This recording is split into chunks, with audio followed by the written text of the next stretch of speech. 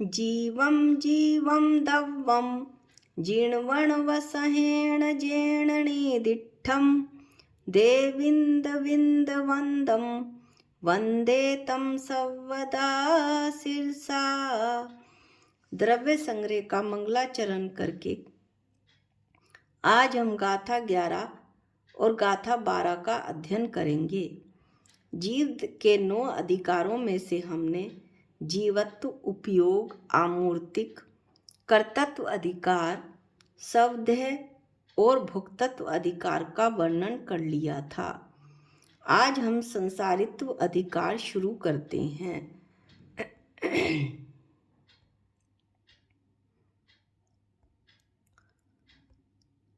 संसारित्व अधिकार में संसारी जीव अधिकार में संसारी जीवों के भेदों का वर्णन किया गया है। गाथा पाठ करते हैं। पुड विजलते उवाऊ बणफ फदी विभि थावरे इंदी विगतिक चदु पंचखा तस जीवा होंती संखादी। पुठ विजलते उवाऊ बणफ फदी पृथ्वी, जल, अग्नि, वायु और वनस्पति कायिक। विविध थावरे इंदी होंती विविध प्रकार के एक इंद्रिय स्थावर जीव हैं। संखादि विकदित चदु पंचखा शंख आदि द्विइंद्रिय, चींटी आदि त्रिइंद्रिय, भोरा आदि चतुर्इंद्रिय और मनुष्य आदि पंच इंद्रिय जीव तस जीवा त्रस जीव हैं। संसारी जीवों के मुख्य 2 भेद हुए, त्रस व स्थावर। भावार्थ में हम देखते हैं कि पृथ्वी, जल, अग्नि, वायु और वनस्पति ये अनेक प्रकार के स्थावर जीव हैं। ये एक इंद्रिय हैं और स्पर्श इंद्रिय के धारक होते हैं। शंख आदि 2, 3, 4 और 5 इंद्रियों के धारक त्रस जीव होते हैं। कुछ परिभाषाएं देखते हैं। संसारी जीव जो कर्मों से सहित होकर संसार में जन्म मरण करते हैं उन्हें संसारी जीव कहते हैं। इनके 2 भेद हैं, स्थावर जीव, त्रस जीव। स्थावर नाम कर्म के उदय से पृथ्वी, जल आदि जिनके शरीर होते हैं उन्हें स्थावर जीव कहते हैं। इन जीवों के मात्र एक स्पर्शन इंद्रिय ही होती है। स्थावर जीवों के 5 भेद हैं, पृथ्वी कायिक, जल कायिक, अग्नि कायिक, वायु कायिक और वनस्पति कायिक। त्रस जीव, त्रस नाम कर्म के उदय से मिलने वाली जीव की विशेष अवस्था को त्रस जीव कहते हैं। इनके 4 भेद हैं, 2 इंद्रिय, 3 इंद्रिय, 4 इंद्रिय और पंच इंद्रिय। संसारी जीवों के भेदों को हम पिक की सहायता से भी देख लेते हैं। संसारी जीव के भेद: त्रस और स्थावर। त्रस 2 इंद्रिय, 3 इंद्रिय, 4 इंद्रिय, 5 इंद्रिय। स्थावर पृथ्वी कायिक, जल कायिक, अग्नि कायिक, वायु कायिक और वनस्पति कायिक। इस तरह से हमने गाथा 11 का अध्ययन किया। गाथा 12 में जीव समास के 14 भेदों का वर्णन होगा। गाथा पाठ करते हैं। समणा अमणाणेया पंचेन्द्रियरिम्मणा परे सव्वे बादसु में इंद्रिये सव्वे पज्जत इंद्र इदराय। पंच इंद्रिय समणा, पंच इंद्रिय जीव संगी और अमणाणेया असंगी होते हैं। परे सव्वे निम्मणा, ये शेष सभी जीव यानी एक इंद्रिय, द्वि इंद्रिय, त्रि इंद्रिय व चतु इंद्रिय जीव असंगी होते हैं। ए इंद्री बादर सुहुम। एक इंद्रिय जीव बादर व सूक्ष्म के भेद से दो प्रकार के हैं। सव्वे पज्जत इद्राया, ये सब सातों प्रकार के जीव पर्याप्तक और अपर्याप्तक हैं। इस प्रकार ये 14 जीव समास हुए।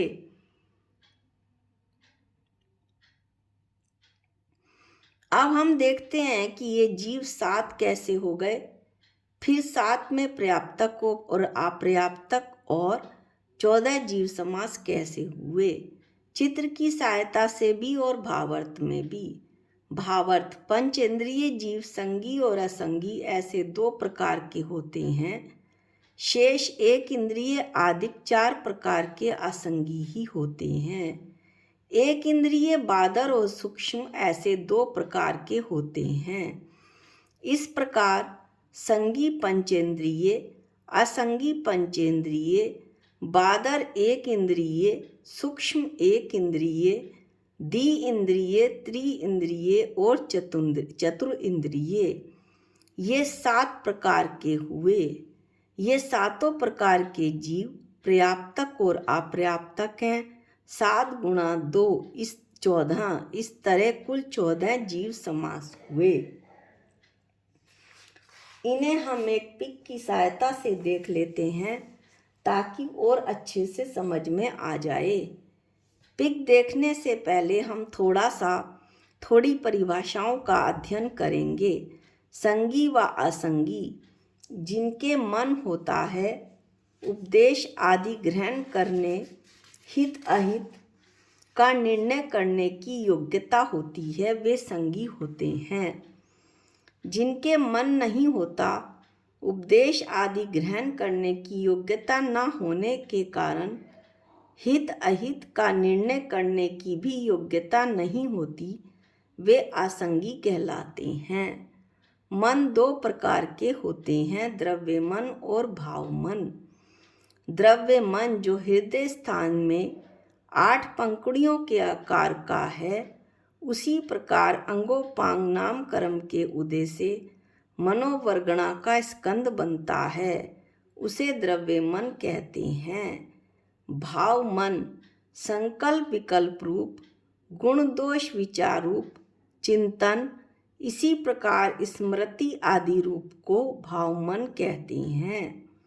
संगी व असंगी जीव देव, नारकी और मनुष्य संगी पंचेंद्रिय होते हैं, परंतु चौथी गति त्रियंच संगी व असंगी दोनों होती है। बादर जीव जो स्वयं दूसरों के द्वारा रोके जाते हैं और दूसरों को रोकते हैं, उन्हें बादर जीव कहते हैं। सूक्ष्म जीव जो दूसरों के द्वारा बाधित नहीं होते और किसी को बाधा भी नहीं पहुंचाते, उसे सूक्ष्म जीव कहते हैं। पर्याप्तक जीव जो जीव पर्याप्ति नाम कर्म के उदय से अपने योग्य 6, 5, 4 पर्याप्तियों को पूर्ण करता है, उसे पर्याप्तक कहते हैं। अपर्याप्तक जीव जो जीव अपर्याप्त नाम कर्म के उदय से पर्याप्ति पूर्ण न कर सके, उन्हें अपर्याप्तक कहते हैं। निर्वृत्य प्राप्तक, जिस जीव के शरीर की पर्याप्ति अभी पूर्ण नहीं हुई है परंतु नियम से पूर्ण होगी ही, उसे निर्वृत्य पर्याप्तक कहते हैं। लब्धे पर्याप्तक, जिस जीव की एक भी पर्याप्ति पूर्ण नहीं हुई और होगी भी नहीं, उसे लब्धे पर्याप्तक कहते हैं। पर्याप्ति के 6 भेद होते हैं। ग्रहण किए हुए आहार वर्गणा। अब हम 6 भेद पढ़ने से पहले पर्याप्ति की परिभाषा पढ़ लेते हैं। ग्रहण किए हुए आहार वर्गणा, भाषा वर्गणा, मनोवर्गणा, इनके परमाणु खल, रक्त, रस, भाषा व मन वगैरह रूप बनने की जीव की शक्ति की पूर्णता को पर्याप्ति कहते हैं। अब हम एक एक पर्याप्ति की परिभाषा पढ़ते हैं। आहार पर्याप्ति, आहार वर्गणा के परमाणुओं को खल, रस, भाग रूप परिणमन करने की कारणभूत जीव की शक्ति की पूर्णता को आहार प्राप्ति कहते हैं। दूसरी है शरीर प्राप्ति। जिन परमाणुओं को खल रूप परिणमन करवाया गया था, उनके हाड़ वगैरह कठिन अवयव रूप हाड़ यानी हड्डियाँ अवयव रूप, और जिनको रस रूप परिणमन करवाया गया था, उनको रुधिर आदि द्रव रूप परिणमन करने की कारणभूत जीव की शक्ति की पूर्णता को शरीर प्राप्ति कहते हैं। तीसरी है इंद्रिय प्राप्ति। आहार वर्गणा के परमाणुओं को इंद्रियों के आकार रूप परिणमन करवाने की तथा इंद्रिय द्वारा विषय ग्रहण करने के कारणभूत जीव की शक्ति की पूर्णता को इंद्रिय प्राप्ति कहते हैं। चौथी प्राप्ति है श्वासोच्छ्वास प्राप्ति। आहार वर्गणा के परमाणुओं को श्वासोच्छ्वास रूप परिणमन करवाने की जीव की शक्ति की पूर्णता को श्वासोच्छ्वास प्राप्ति कहते हैं। पांचवी है भाषा प्राप्ति।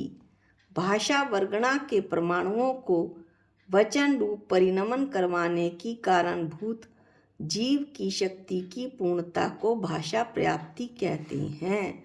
छठी है मन प्राप्ति। मनोवर्गणा के परमाणुओं को हृदय स्थान में 8 पंखुड़ी के कमल के आकार मन रूप परिणमन करवाने की और उसके द्वारा यथावत विचार करने के कारणभूत जीव की शक्ति की पूर्णता को मन प्राप्ति कहते हैं।